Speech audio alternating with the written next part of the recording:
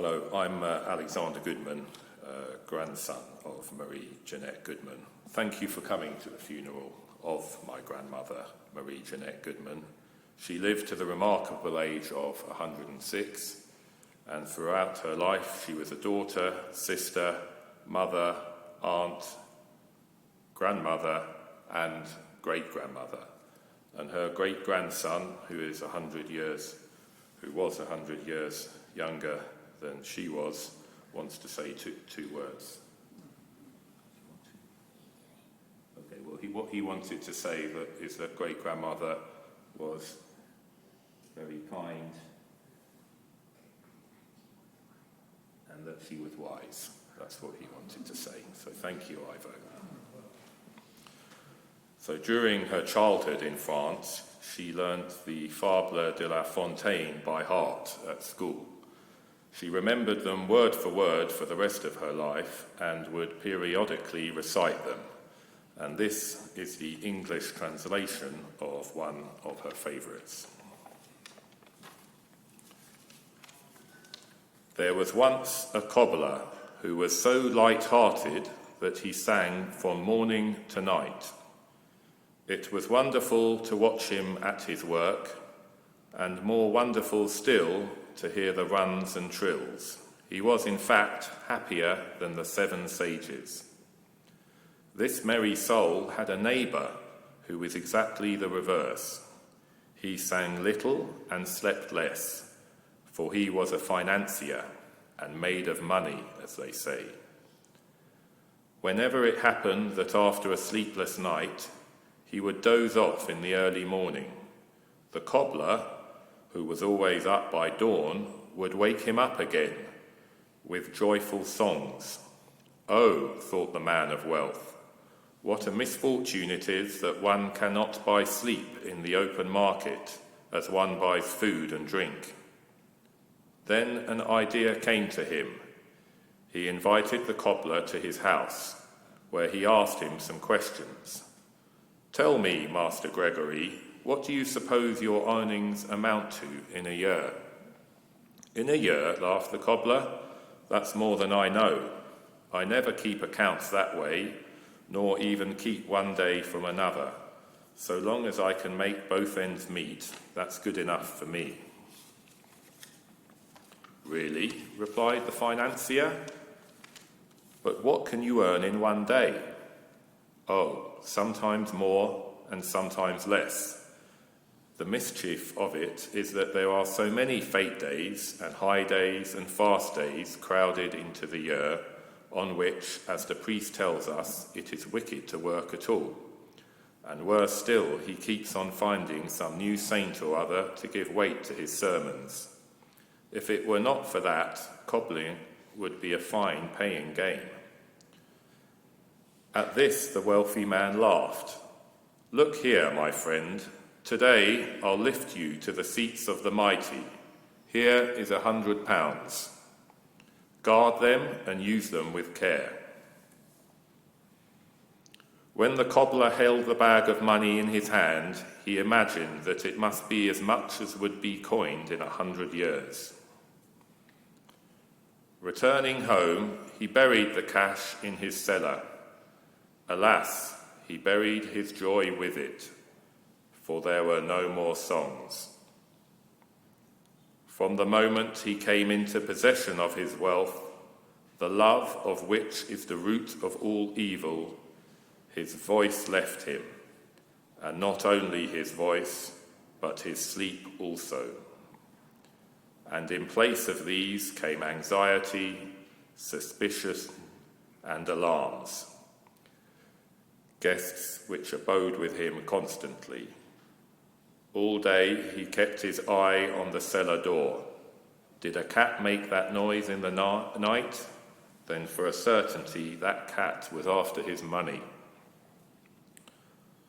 At last, in despair, the wretched cobbler ran to the financier, whom he now no longer kept awake. Oh, give me back my joy in my life, my songs, my sleep, and take your £100 back again.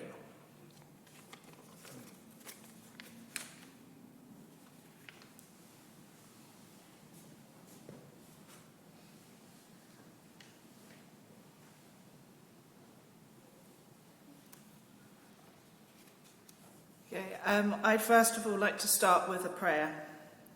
Say, O God, my God, thou hast committed into mine hands a trust from thee, and hast now, according to the good pleasure of thy will, called it back to thyself.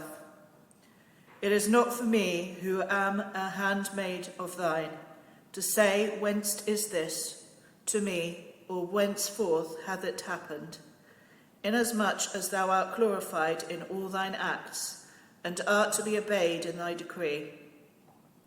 Thine handmaid, O my Lord, have set her hopes on thy grace and beauty.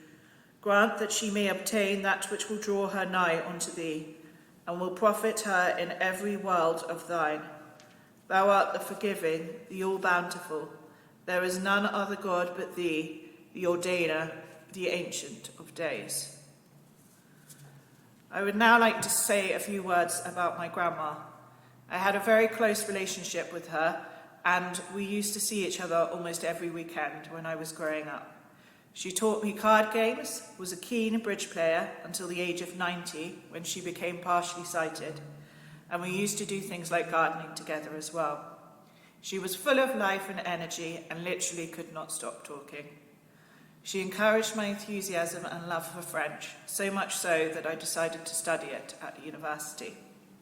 I always knew her as Super Granny, and at the age of 100 she was still doing the gardening and cooking.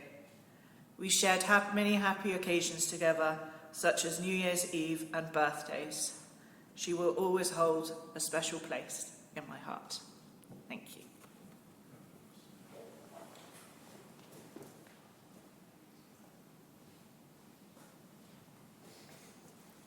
Well, thank you very much for coming at this ungodly hour, which I'm afraid was the only slot I could get, to help me pay tribute to my mother, who was a remarkable woman.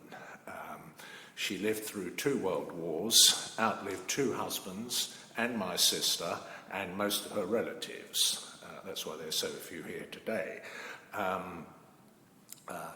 She amazingly managed to get arrested during the First World War. Her village in France was German occupied and there was a curfew. And as a toddler, she managed to get out of the workman's cottage where her family lived and get into the street. And a German sentry saw her, apprehended her, and took her back to the cottage and warned her mother that the curfew applied to children as well. Anyway, she grew up in France and she determined to marry an Englishman because she thought Frenchmen could not keep their hands to themselves, and she managed to achieve it. She came to England much against the wishes of her family, who warned her that she might end up as a victim of the white slave trade, but she nonetheless came to Eastbourne and married her first husband. Unfortunately, he was killed in the war, and as she'd taken British citizenship, to her horror, she received call-up papers because apparently Britain and Japan were the only 2 countries in the Second World War that had female conscription.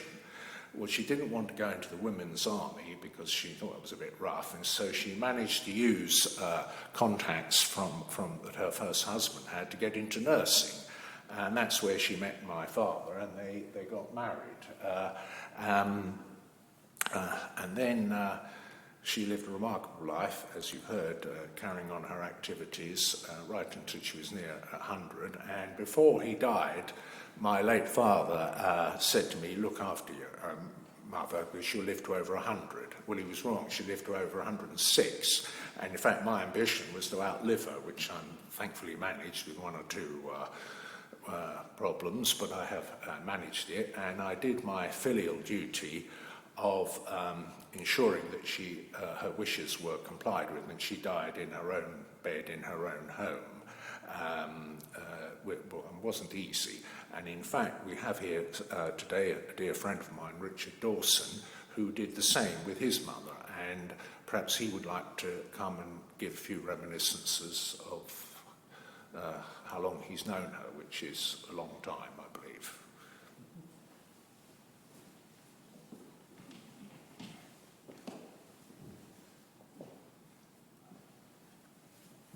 Hello.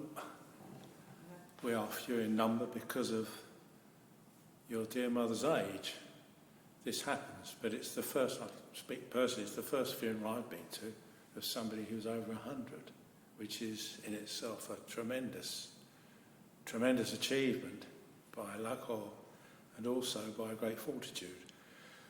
I first met your parents and your mother way back in '59 when my father needed a solicitor because my brother had a very serious road accident and the case needed to be dealt with. And your father was recommended by a mutual friend, Mr. Buttery, whom you may remember, lived near your mum, and he ran a business in Sutton, was a friend of my dad's and a friend of your father's. And that's when I first met your mum, and yes, she was a formidable woman, formidable, as they say. But I think the thing I most remember about her was her cooking and her great pride in baked Alaska. She really took pride in being able to make the best baked Alaska you could ever wish to see or taste. So yes, she was a formidable woman and greatly loved by her family and all around her. And to go on to 100 and be virtually self-sufficient is quite a thing.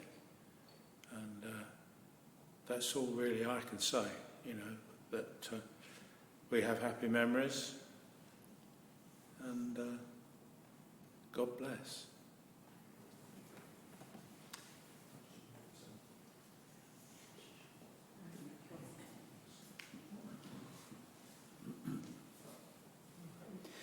Well, good morning, everyone. To introduce ourselves, I'm Paul Whittle, and I'm the president of the Banstead District Club for the Blind and Partially Sighted, and our chairman is Sue. And so we're quite privileged to be here with you this morning. Jeanette was a member of our club for many, many years, and we'll always remember her vivaciousness, her sense of fun. She was a really good member of the club. It was through the club that she and Roy Fulsham met up and became very, very good friends. And I know Roy would like to say how sorry he is that he can't be here this morning to remember Jeanette. So there we are. We've lost a long-standing and staunch and very enjoyable member, and we will remember her with genuine affection. But thank you again for inviting us. Thank you.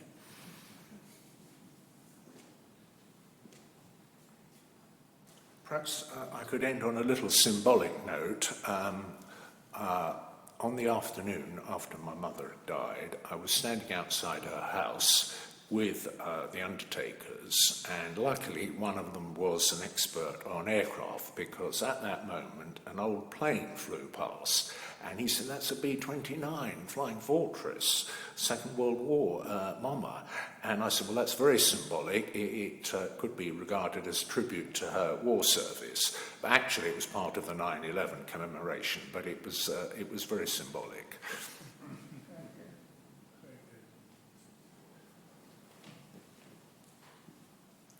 My auntie and uncle, Tom and Soraya Roberts, who are currently in Canada, have sent a message that they'd like me to read out, if I may.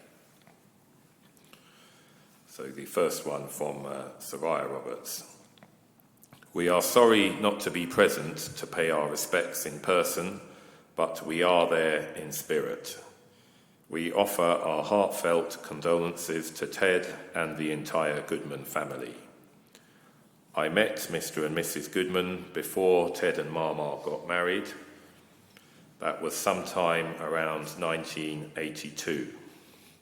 I attended Ted and Mama's wedding ceremony, which was held in the Goodman's home. Ever since then, I was regularly invited and welcomed to their Christmas and Easter celebrations by Mr. and Mrs. Goodman, Ted and his sister Colette. They were very welcoming and generous. Mrs. Goodman was a nurse and both she and her husband encouraged my efforts to work as a nurse within the NHS. I have very fond memories of them and their taking me as a family member. When Tom and I decided to get married in 1986, Mama helped me find a wedding dress and Mrs. Goodman did all the alterations on it. She was very creative and artistic and could make something beautiful from nothing. The Goodmans also held our reception for Tom and I on our wedding day. Mrs. Goodman herself prepared lots of delicious food and arranged everything so beautifully. She was an expert at these types of arrangements. Her kindness and generosity were passed on to Ted and Colette, both of whom are very dear to me and to whom I owe a debt of gratitude. In around 1988, the Goodmans happened to be in Toronto on holiday and they phoned us. They took us to dinner. That may have been the last time we saw them together. We got news about Mrs. Goodman in the following years from Ted and Mama, who were lovingly supporting her independent living in Kingswood. She had friends and neighbours whom she saw when she played bridge or when she was out gardening. She outlived most of them. Alex and Jean's wedding was in May 2014, and we were seated with Mrs. Goodman at the same table, and she was surprisingly sharp and quick-witted for someone who was almost 100 years old.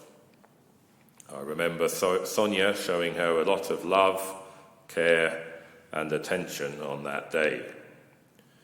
Mrs. Goodman was very unique in her character, very sociable, talented, and creative in many ways. She was generous, hospitable, and welcoming. I will always remember her and Mr. Goodman's kindness to me. And a message from Tom Roberts. I met Mr. and Mrs. Goodman when I was getting ready to marry Soraya.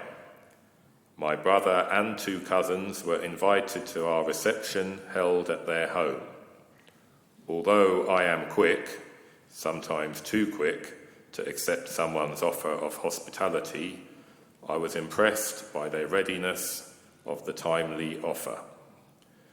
It was an obvious reflection of the esteem they held for Soraya and Mama. I had just come from Zaire and had no foothold in the UK, other than the Soraya whom I loved and was readying to marry. I have ever since been the recipient of the same generosity and loving welcoming from Ted and Mama, Sonia, Alex and Jean. I appeared from nowhere and have been welcomed as another family member. My sincere condolences go to Ted and the entire Goodman family.